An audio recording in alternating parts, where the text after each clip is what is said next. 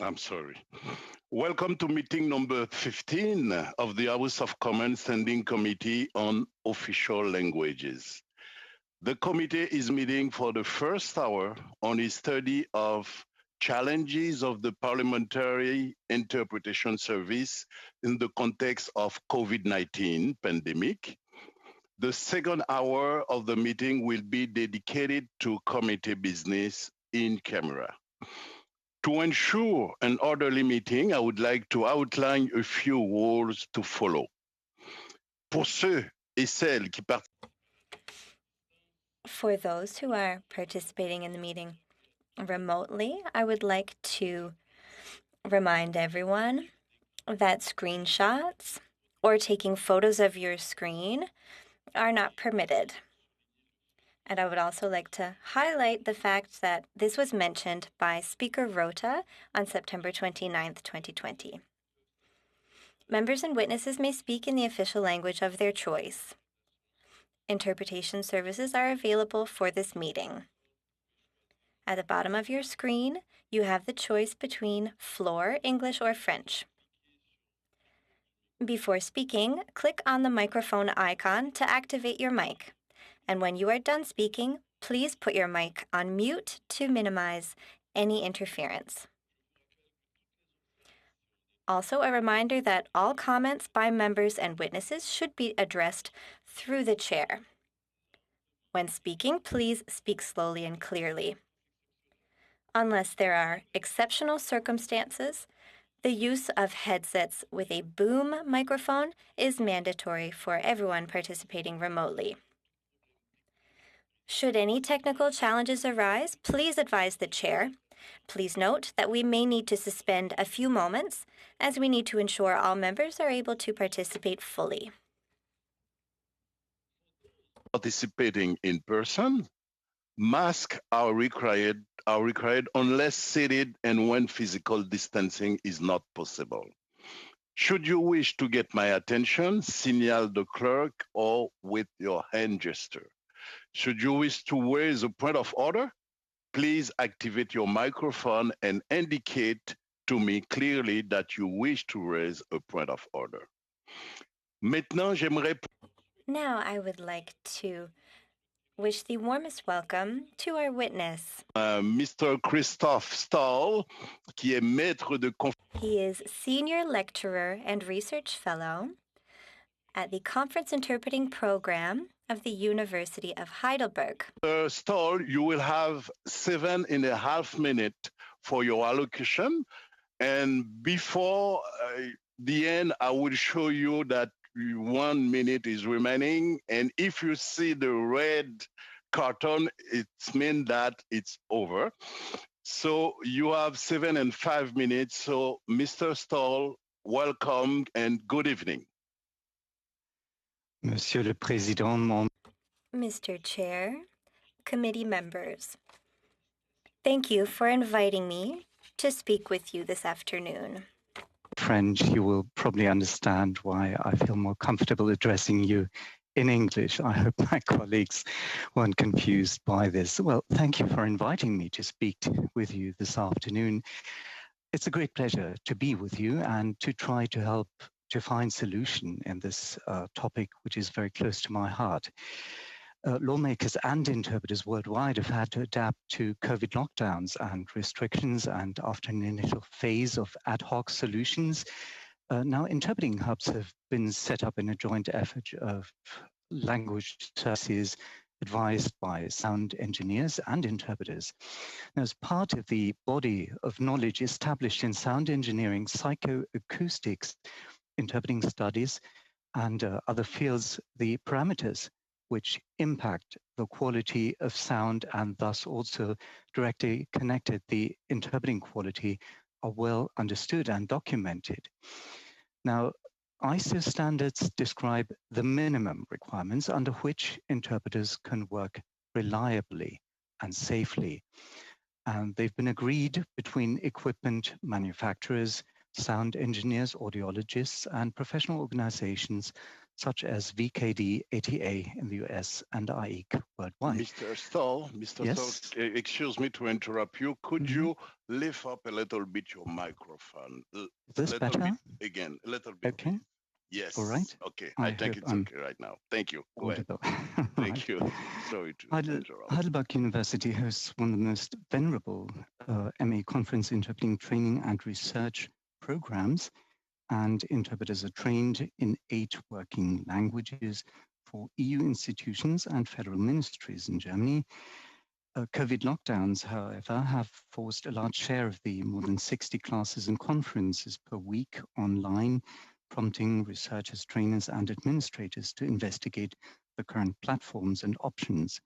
Now, I watched with great interest your discussions that took place in the committee on Tuesday night from my home here in Heidelberg. And yes, it was late evening, but I found the discussion really fascinating. However, there seemed to be some divergence of the testimony offered concerning matters related to technology and the platform that is used for your virtual meetings at the House of Commons and Parliament, and the interpretation of your discussions. And I hope to provide some clarity this afternoon. I want to start with a testimony that you heard from the House of Commons administration officials. I believe it was Mr. Obey who said, and I quote, "Zoom is not the interpreting system for the House of Commons." And he also acknowledged that what interpreters are hearing comes from the ISO-compliant House of Commons system, unless it's from a remote participant. Now, from my understanding of the way your meeting is, pretty much everyone is connected online and therefore connected through Zoom. Looking at the first chart, you will see that on the left-hand side and right-hand sides, there are ISO-compliant systems. However, the platform, as was presented on occasion of the study, which has been commented during the last meeting, is not compliant. Zoom, both the advanced and the basic versions, are not ISO compliant. And I'll try to explain why that is such a problem for us conference interpreters, which has been proven in research.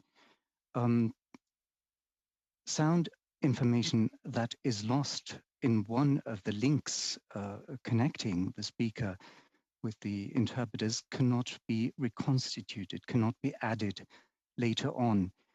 And what platforms do to sound, this concerns Zoom, Kudo, and many of the other tested platforms, could well be a key reason why so many interpreters are being injured. Now, the spectrogram, this is the second chart from the study with measurements, scientific setups, shows how much of the original sound across the spectrum is lost through this platform, Zoom, that we're currently conversing over. And the speech intelligibility was rated at 0.49 and 0.7 respectively for the 2 platforms, and those were among the lowest of all measured systems. Now, when interpreters speak, their voice overlaps the original, and unfortunately, the platforms reviewed have not been designed to allow people to hear and speak at the same time. And because of the missing audio frequencies, interpreters tend to increase the volume, tiring the stapedius and the tensor tympani muscles. Sorry for mentioning this, but it will be a hinging argument later on, which mechanically softens sound impact on the cochlea and the cilia of the inner ear. And audiologists are able to explain quite clearly why this is causing the fatigue and hearing impact observed. Now, there are currently no platforms that are ISO compliant. There are setups, but they require sound engineers in attendance. And this is why you'll probably continue working with Zoom. And my advice would be to ensure that your interpreters are exposed to a limited amount of sound from these platforms wherever that is possible, increasing team strengths and reducing the hours that they have to spend on mic on a daily basis, because this exposure can be detrimental to their hearing. Now, I listened also to the testimony at your last meeting and heard that ISO-compliant headsets have been provided. Now, looking around, I see that you are using the Plantronics 310, and this cuts off the frequency. I've also provided that chart at 6.8 kilohertz, so that's about half of the frequency that interpreters need to be able to speak at the same time and hear what we are saying at the moment. Now, many of the professional organizations have collated lists of compliant hardware, and when that is connected correctly, it should work also for simultaneous interpreting.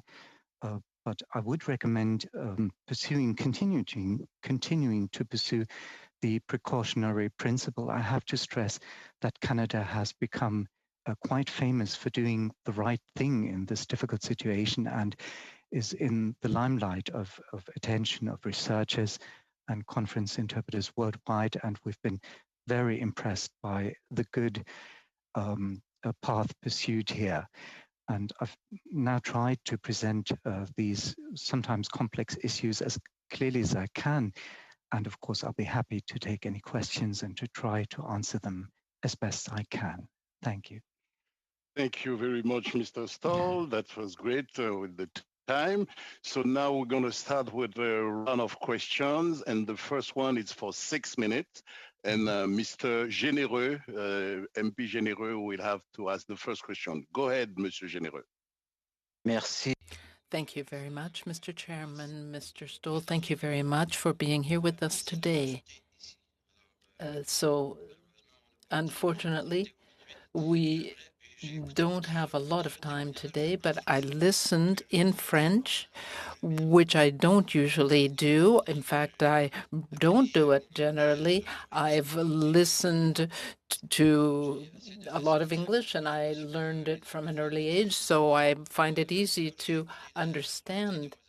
But I listened to our interpreter today, who was providing the French interpretation, and I appreciate the fact now that since March we've been using these systems, and I have developed tinnitus and headaches. I've never had headaches in my life. So the fact that we're using these systems seems to cause problems. Yesterday, I spent about 10 hours on sessions where I had to wear a headset. So when I think about the interpreters, they're spending all this time having to listen and using so much concentration, that must affect them as well. In other countries that you are aware of, have interpreters suffered injuries in other countries, in other institutions?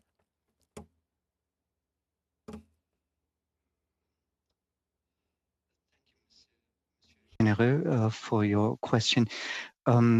Yes, I am aware of this being a general problem in conference interpreting, not only related to the current situation and the use of headphones. The main problem is that headphones are not just worn professional gear, this we are used to, but in this day and age, many parliaments are using improvised ad hoc connections which are not engineered and controlled by humans, by qualified sound technicians or sound engineers, but controlled by algorithms. And these algorithms are a bit to sound engineering what automated translations are for conference interpreting.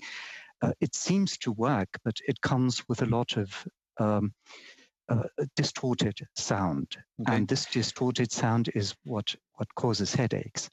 J'avais pas compris. I hadn't understood that the headsets were not ISO compliant. In Tuesday, we didn't hear about that. I didn't know until you told us today. So what I understand is that the equipment that carries the sound has to be compliant with ISO standards in place around the world. And if they're not, then interpreters can suffer injuries. So is there that we did see that there were divergences between what was said by the House of Commons administration and the interpreters that appeared on Tuesday night. So how can we have such different perspectives on what people are experiencing? That is a very well put question. The sound systems established for conference interpretation have been around for the better part of 80 or 90 years, and they are well established. There are professionals servicing these. There are professionals measuring the compliance of equipment with the best possible professional standards, and also setting all the parameters. You have sound technicians, you have sound engineers, you have audiologists who are testing equipment at the manufacturer's sites. And the level of quality of this sort of equipment is much higher than ISO standards. So ISO standards are the absolute minimum, the bare minimum that is possible to be used in professional settings, and not even that is reached.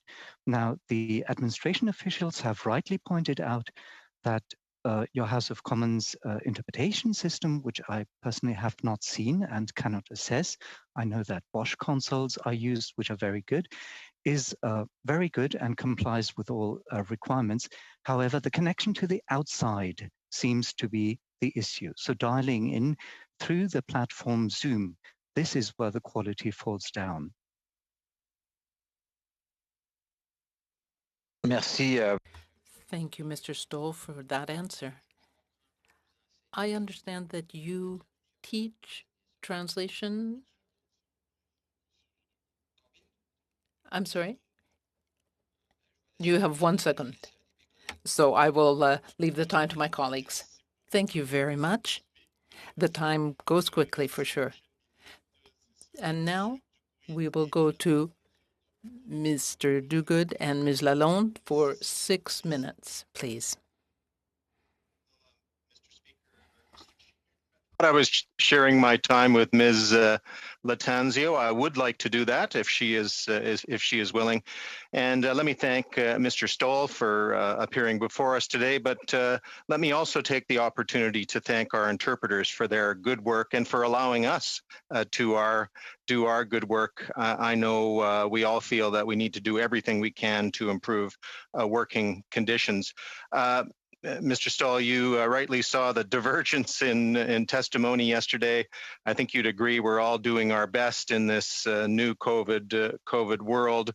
I wonder if you could comment on, is there a gold standard out there? Is there a country or an institution, a parliament that is doing it right, that has combined all of these elements in the right way? And how would you recommend that we go from where we are to where we need to be, and how we, how we structure that transition? Because our parliament needs to keep going. We need to keep passing laws and doing the business of the people.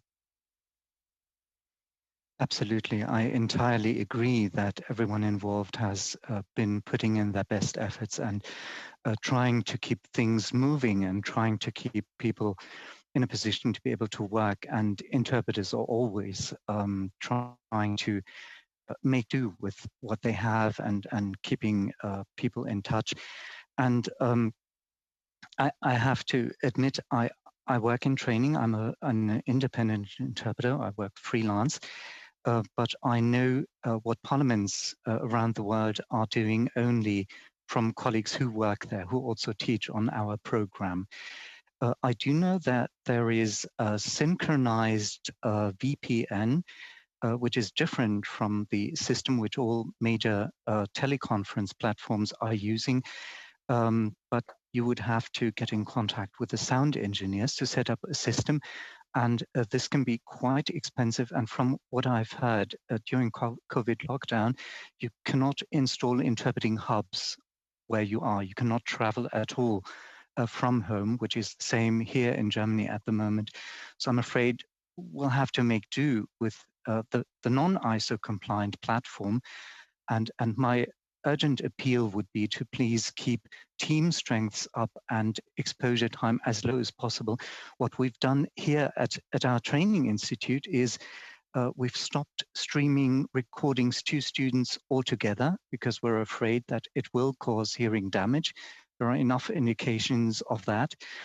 So we've been sending them links to download the speeches offline and then to translate into the platforms only for us to then monitor their progress and that sort of thing, which is of course not an option for parliaments working. So most parliaments that have done things well have established a dedicated connection between between interpreting hubs with fixed bandwidth. So it's not the dynamic algorithm controlled connection that Zoom and Kudo, Interpretify, Cisco WebEx and other platforms are offering, because there the sound engineers are not in control of what is done to the sound. And I've talked to the people who organized the review that is under discussion now.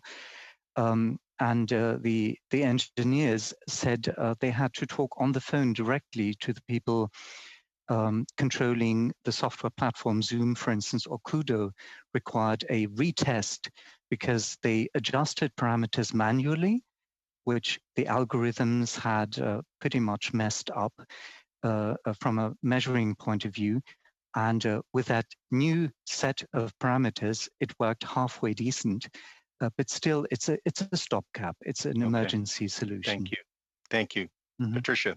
Patricia, go ahead. You have 1 minute and 30 Okay. seconds. The pressure's on. Thank you for being amongst us, Mr. Stoll. I just wanted to basically ask you two questions and then cede the floor over to you. I understand from your observations that, the calling in could be an issue with regards to the systems that we now have in place. And I'm wondering if that could be attributed to connectivity issues. That would be my first question. And my second one would be can you speak to the challenges faced by the administration of the European Parliament, the Council and the Commission, since we are using a hybrid interpretation system? Thank you. Yes, absolutely. The problems are occasioned by the fact that people are calling in with a whole range and variety of connection issues. Laptops connecting to Wi-Fi, even though a wire is connected in my case today. And there is all manner of interference when you use a PC sound card where the software downloads, updates, and that sort of thing, of course. But the problem is that these platforms are configured to deal with these things for people connected for listening purposes only.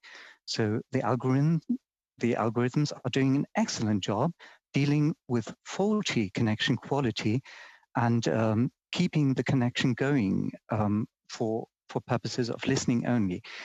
And this is just not the sort of connection quality that is required for interpreters. And when it comes to the EU, Commission and Parliament, they are using a whole range of different systems. I'm out of time here, but I can come back to that, although I don't know it from having visited there myself, I have to add. Thank Monsieur you. le Président, est-ce qu'on peut demander aux témoins qui nous... Mr. Chairman, could we ask the witness to send us a written answer to the second question? Thank you. We can do that. Yes, thank you. Thank you, Mr. Stoll. Now, 6 minutes for Mr. Beaulieu. Mr. Beaulieu, you have the floor. Thank you. This is really very interesting. Thank you for your presentation. So you are saying that the Zoom platform was one of the lowest in terms of the various systems that were tested. Are there other better systems? And what system would you recommend? writing, of course, as far as I can. As I've said, I'm not personally involved there. But I have been instrumental in designing our 3 conference halls in Heidelberg with a total of 60 interpreting console places. Quant à la question de Monsieur Beaulieu, yes, there are much better platforms. In some respects, you've seen the factors, the parameters measured, and platforms such as Interpretify and Kudo are much better in some of these parameters. The problem is that none of these platforms comes close to a conference interpreting system, and all of them do not match the frequency range which is required to be able to listen and to speak at the same time. And it's very different, as you've probably noticed, if you just listen to a conversation, and even conference interpreters, when listening to the speaker and not working themselves, sometimes wonder why the colleague is struggling. And as soon as you start working yourself, you notice how bad the sound quality is, which you haven't noticed before. So we absolutely need this frequency range from 9 kilohertz to 15 or better 18 kilohertz.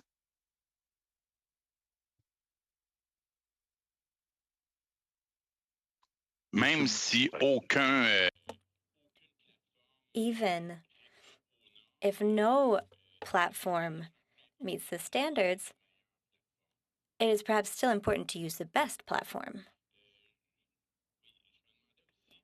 I was also wondering something else. The clerk told us there's the Zoom platform, but in fact, what's most important is the sound that comes to the interpreters through the in-house system. And currently, the in-house system used here in Parliament, in your opinion, would it be possible to improve sound quality through that in-house system? You're right. The conference interpreting system you have in-house is excellent. It would be possible to ensure better quality than you have at the moment if you had a dedicated tunneled connection with fixed bandwidth. And this, to my knowledge, sound engineers would have to decide that. But to my knowledge, it is not possible to have a guaranteed quality for the connection from the many speakers who are joining from outlying locations to the central hub where the interpreters are located. So they are sitting in excellent technical conditions with a professional system, but the sound is coming through a connection like a bad telephone line, basically, which compromises sound to the level that you cannot really hear and speak at the same time unless you turn up the volume to a level where it damages your hearing.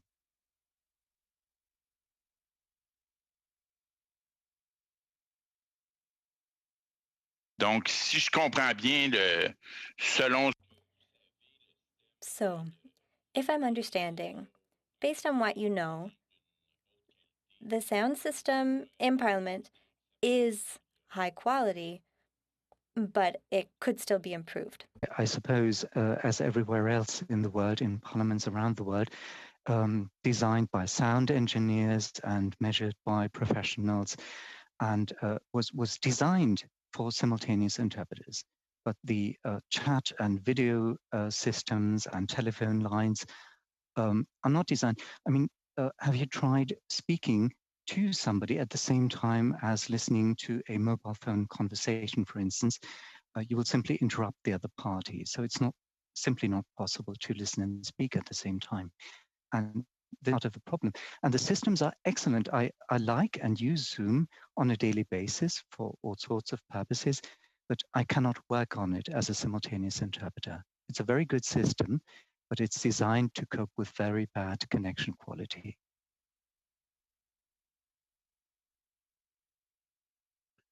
Donc, il semble qu'un des gros problèmes... So it seems that one of the major problems is that the sound is being transmitted via internet. You also mentioned it's always preferable to plug in your internet connection to have a wired connection to your router.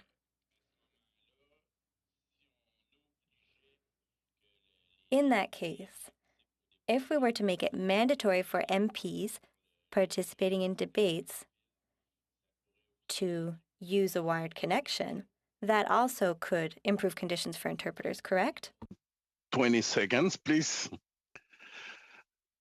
Yes, it can, but it will not address the central problem. We need a fixed bandwidth connection between all participants. Thank you so much. So, maintenant, nous allons tourner au... Now we will move on to Mr. Boulris. You have the floor.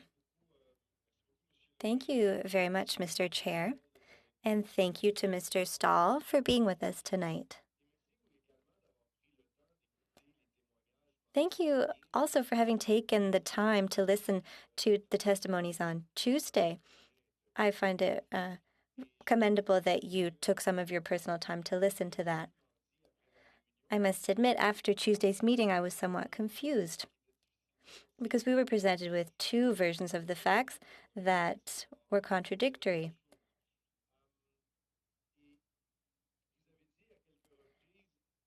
You have mentioned several times that ISO standards are the bare minimum. Are there other higher standards that we could base ourselves on? Yes, there is a whole host of ISO standards and also of best practices which sound engineers and sound technicians use. This would go far beyond the scope that we can discuss today, but this is an established science. There is a human component, there is the outer ear canal, medical professionals come in, but absolutely, once you talk to professionals, they know exactly what to do to achieve the sound quality that you in the House of Commons have in your house system. So excluding the connection to outside, to the internet Zoom platform and similar platforms, your local system is excellent.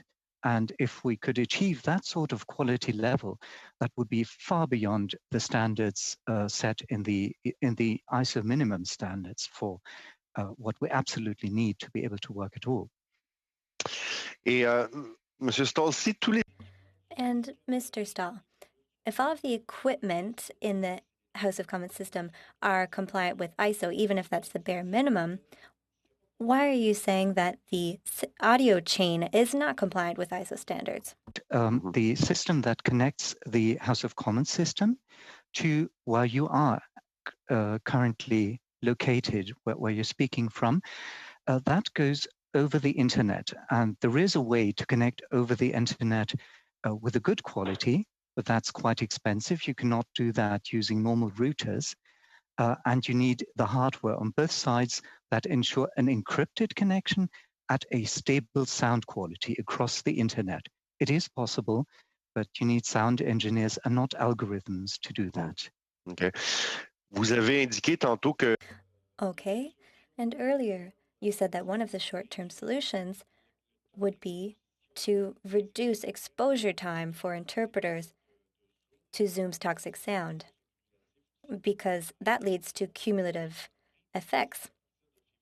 And what we learned is that upcoming in February, some contracts are going to end, and interpreters will be asked to work 5 hours a day instead of 4 hours a day, which goes completely against what you suggest,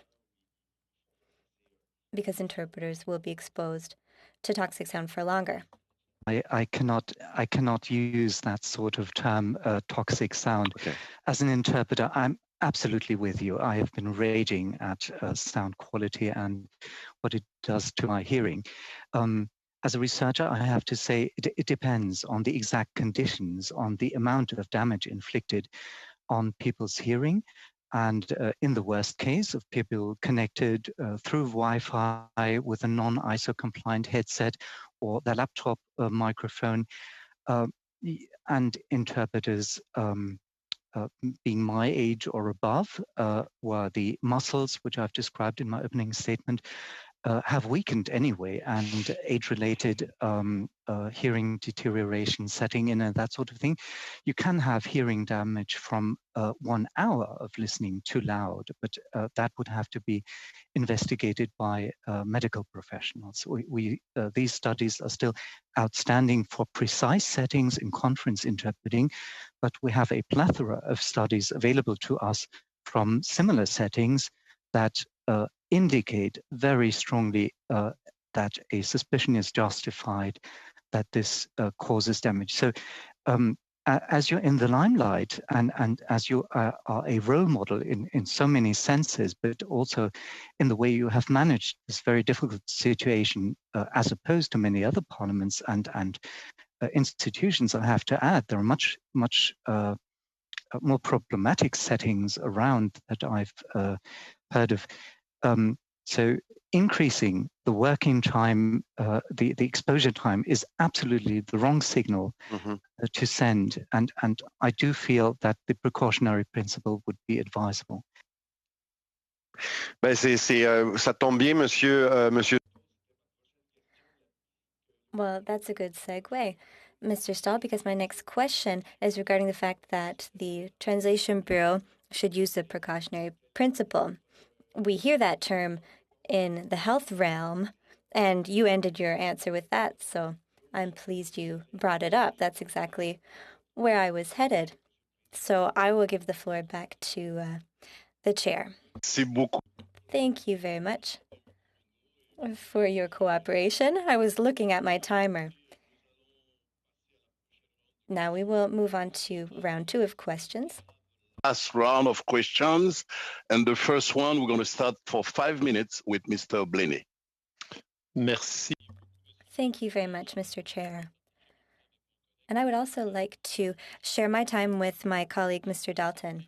Mr. Stahl, thank you very much for giving us this perspective after what we heard from our guests on Tuesday.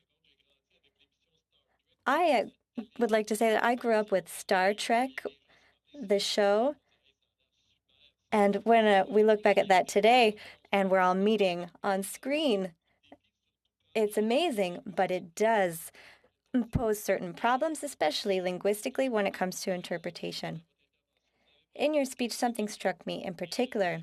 You spoke about our headsets, and it seemed you said that the headsets we are using, unless I'm mistaken, are poor quality, and we could have better quality headsets. Could you please start there? It's just that particular model. I can't see which one you are wearing because you're quite small on my screen. It's just the Plantronics 310S, which has a very distinct design as well. And particularly when you only have one side on your ear, Oui.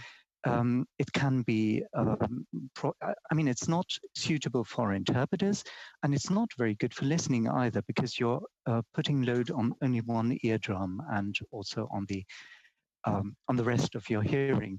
So using both sides is good. And for conference interpreters, it is very advisable to use something above the 6.8 kilohertz. And what's very telling is that on their website in the specification sheet, it is advertised for call centers to connect to a phone, that very recommended headset. So to my mind, it's not good for professional uses by conference interpreters or for the microphone transmission, because it cuts off the sound quality just above phone quality. Okay. Phone is around 4 kilohertz. OK. Yeah, une chose aussi, monsieur. Okay, thank you, Mr. Stahl. So if I understand, we have minimal equipment, but they're 338 MPs. We are meeting virtually so often, it should be mandatory for MPs to have good equipment. You mentioned high quality headsets. At my office, I got headsets for my team, and they look to be better quality than the ones we have from the house. So thank you, Mr. Stahl. Now, regarding the interpreting challenge of Zoom, in your opinion, should we continue on with Zoom? Should we ask Zoom if it offers higher performing versions? I understood that the in-house system of the House of Commons is excellent, but do you recommend us to switch to a different platform than Zoom, given the interpretation? Yes, as I was saying, in fact, the team of engineers who did the measurements of the current platforms that you have been, I believe, given a summary of, that very team has said that there is the web synchronized connection and there is an STC connection as well. I'm not a sound engineer, although I've been involved in the design of many conference halls. And there are platforms that sound engineers, specialist professionals can set up, which are much better. But it's quite expensive because you need dedicated hardware rather than normal routers on both sides. Parfait. So you would have to consider the cost and whether it's feasible. C'est un processus.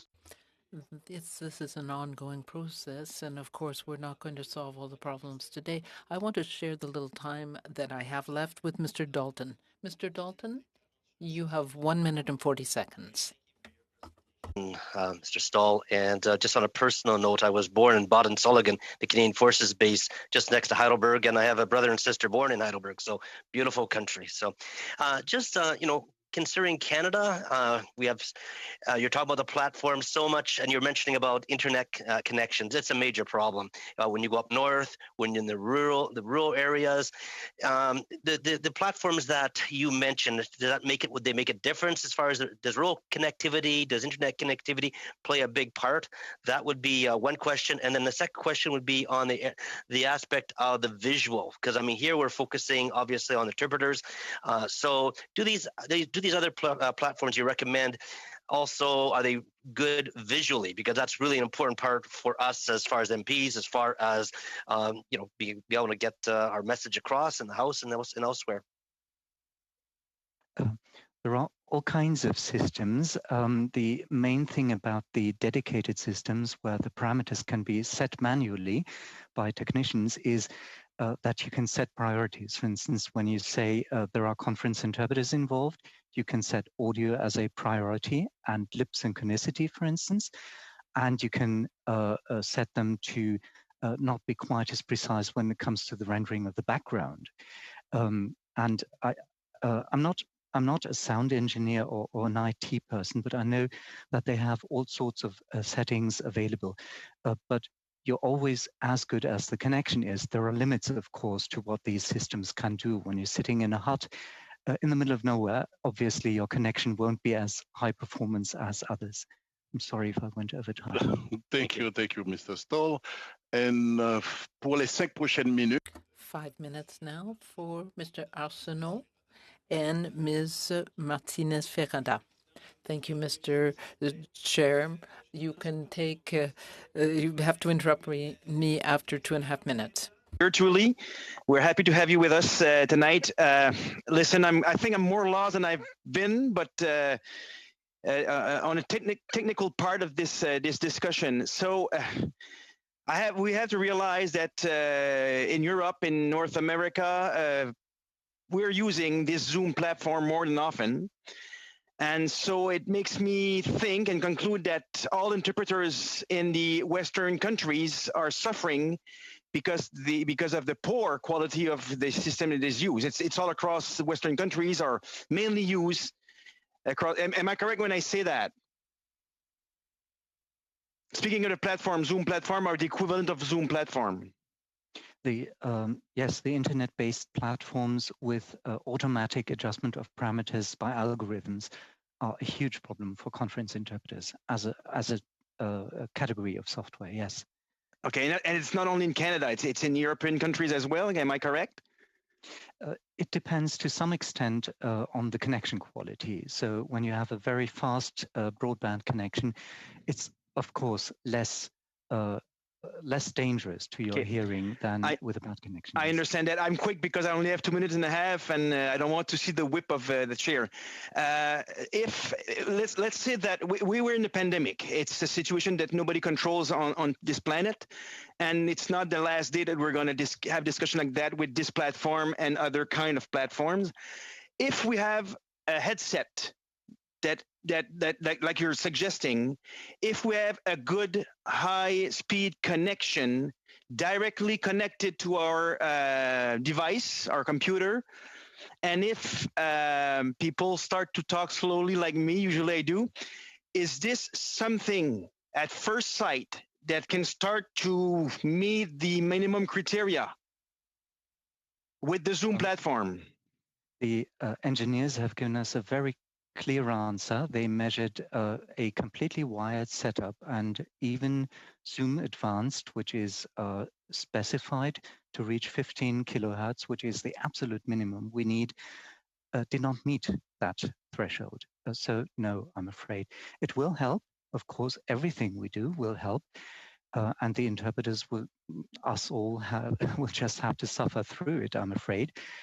And live with the hearing damage that is inflicted during COVID on this generation of interpreters to some extent. And the less loud we have to turn the original, the more it helps us, of course. And we have to find a way of dealing with this as best we can. And if okay, okay, I try to understand. So, with an engineer platform, sound system engineers, with a suggested platform, the one that met all the criteria, if we don't have a good connection, I mean, we're still at the same place. Am I correct? Is that my interpretation? No, I would contradict that. I'm sorry. Okay. But even with a bad connection? A good sound engineer or sound technician even with a bad connection can set the parameters in a way that is less damaging to our health than an algorithm which is optimized for a different thing, really, can do. So getting professionals in to advise the type of connection which is set up, professionals from sound engineering, would definitely help. Absolutely. I think you can make the most out of what you have as connections. Merci beaucoup, Monsieur Stoll. Thank you very much. I think my time is up. There's 1 minute left for Ms. Martinez Ferrada. Please go ahead. Thank you, Mr. Chairman. And thank you to Mr. Stoll for being with us. I'll go very quickly because we don't have much time. So we're being asked to limit the daily hours of work of interpreters, but that raises the issue of the number of interpreters. We were told on Tuesday that there had been limits put on, but over the last 10 or 12 years, there hadn't been much recruitment, and so how can we make sure that we invest in the new generation of interpreters, and what is going on in Europe in that regard? Perhaps you can give us a written response. Mr. Stoll, you just have 15 seconds. Please go ahead. The interpreters, as there are many more training institutes, also for English and French in Paris, for instance, at the ESIT and ESIT. But we'll be happy to assist in any course optimization or setting up of training, of course. I'm authorized to offer our help in anything which you might need for the University of Heidelberg. Yes, thank you for your kindness. Bon, So now we will have a 2.5-minute round. Mr. Beaulieu will now have 2.5 minutes for his questions. Mr. Beaulieu, you are muted. Please unmute. Mr. Beaulieu? Mr. Beaulieu? There we go. I was pressing the space bar, but that didn't work. So you just said that, if I understand correctly, about the Zoom platform and so on, algorithms control the parameters and sound engineers could do a much better job. Is that correct? So I didn't hear your answer, but you nodded.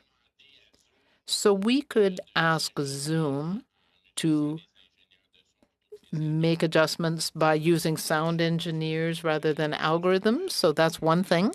And various colleagues pointed this out, but I think it is important to have limits on interpreters' hours. We need to have more interpreters. We're told that there is a shortage.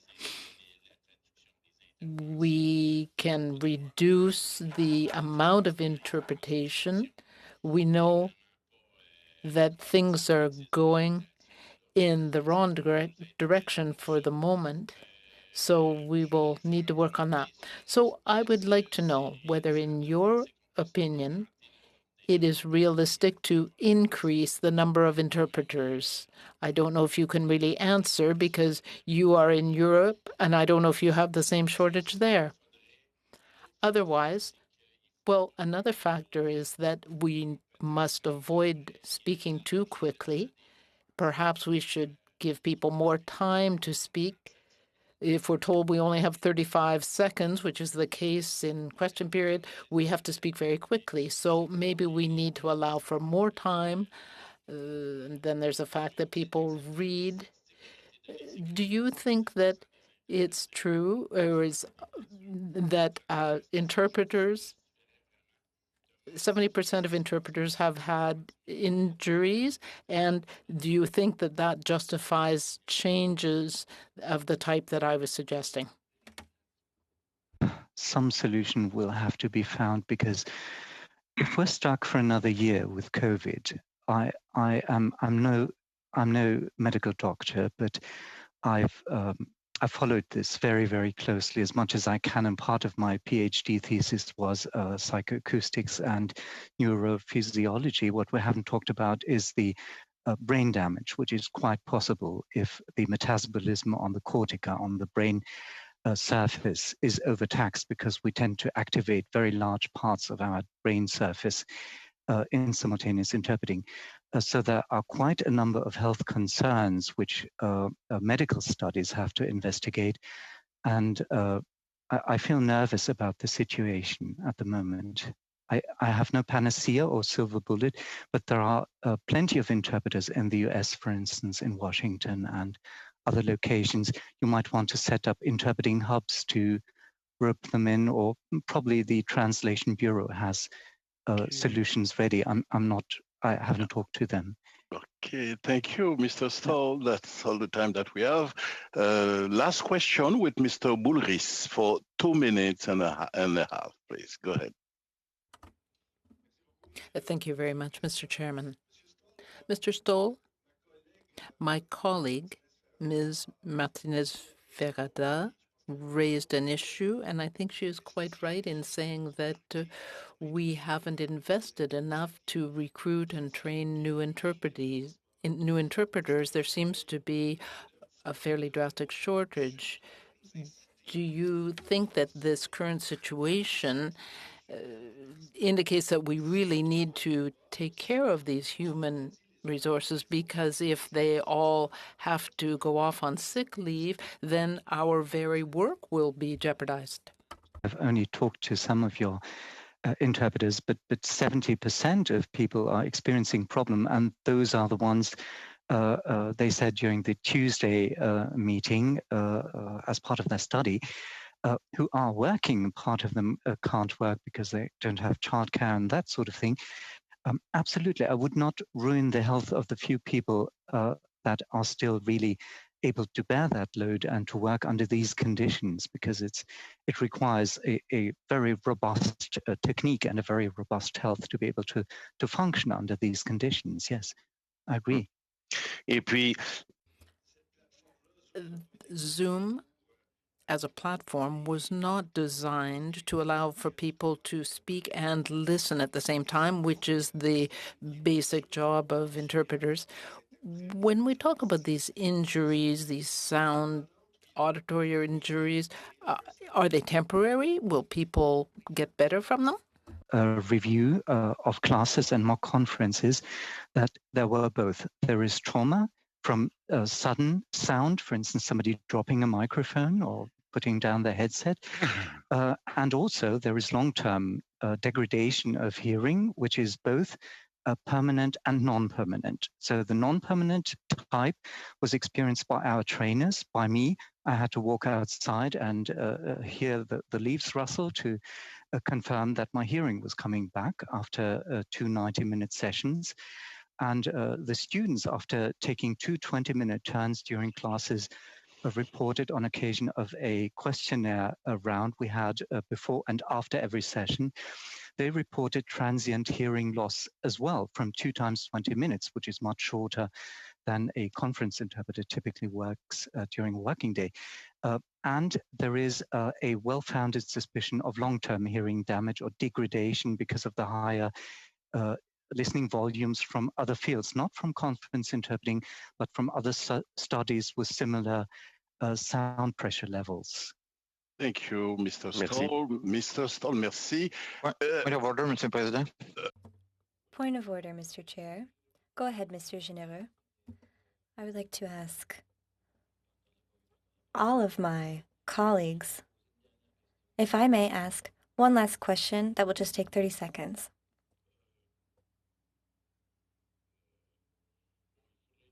Well, it would take unanimous consent. But please keep in mind that I also have one last 5-minute each question round that I have had to cancel. And it's already 4:30 p.m., Mr. Généreux.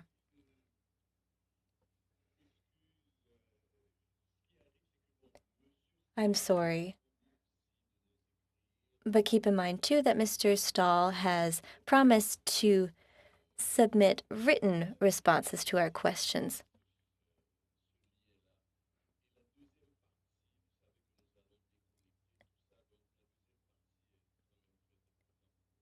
And the second part of our meeting is also very important for the continuation of our study. So my apologies, Mr. Généreux. On that note, Mr. Stoll, on behalf of all committee members, I would like to thank you. And as Mr. Boulary said, you followed our proceedings in order to prepare for your visit among us tonight. It was a great pleasure. And please stay in contact and do not hesitate to send us all sorts of information that might help us and that we may include in our report. And good evening to you, Mr. Christophe Stoll. Thank you for coming. Voilà, donc... On that note, we will now suspend. And next, dear colleagues, we will continue our meeting in camera, to which you have the link so that you can connect and join us immediately in the following sitting. There are hands raised, Mr. Dubourg. Okay. Let me look to see which participant raised their hand first. Go ahead, Ms. Lalonde. It's a question about the link for the second half of the meeting. I have received so many emails, but I could ask my team. But do you know at what time the last email was sent? It was sent in the same email as the email that contained the link for this part of the meeting. Mr. Beaulieu. Your microphone, Mr. Beaulieu.